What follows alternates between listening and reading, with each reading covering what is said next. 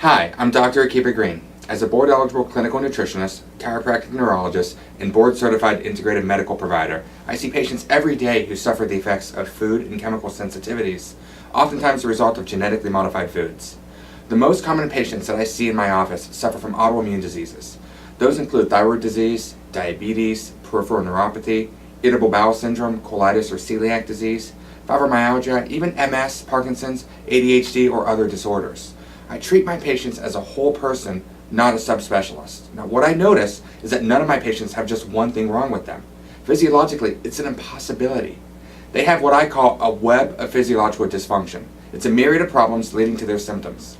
One of the most common problems we see with these patients is food sensitivities, specifically immune reactions against wheat or gluten, dairy, corn, soy, even coffee, and often other grains such as rice, even potato, quinoa, millet, or buckwheat. Now, the reason for these sensitivities often lies in the fact that the foods we eat are not the same foods we ate 50, 30, even 10 to 15 years ago. In fact, many of the foods that we eat today did not even exist 20 to 30 years ago. Now, we're here talking about genetically modified foods, and when we talk about these foods that people have reactions against, I want to talk about just a couple examples. The big one, soy.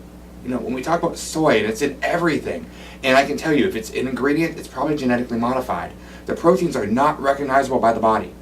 They can even lead to brain cancer, according to the British Medical Journal. Corn is another huge one. Now, corn that animals eat is not the same corn that humans should eat, but believe it or not, it's often what's fed to us none the same. It's different. Literally, it's not the corn that our body likes to break down, and that comes into the even bigger one, which is wheat. Now, when we talk about gluten sensitivity, we're talking about gluten that is not the way it was. Our wheat, again, is changed. It's not what we ate 50 years ago. It has been genetically modified. The U.S. government does not use that term. The rest of the world does and has outlawed genetically modified foods for a reason. Gluten sensitivity has been contributable to 55 diseases, according to the New England Journal of Medicine.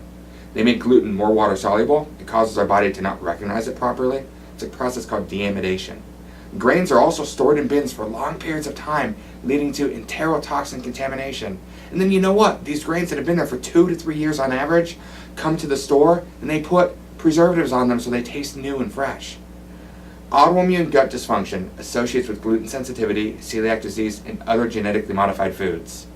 The key thing is if we don't change our farming behaviors, if we don't stand up to the GMO conglomerates, if we don't demand more from the FDA, the USDA, and our government agencies here to protect us, it isn't hard to realize what's going to happen to our health and wellness in America.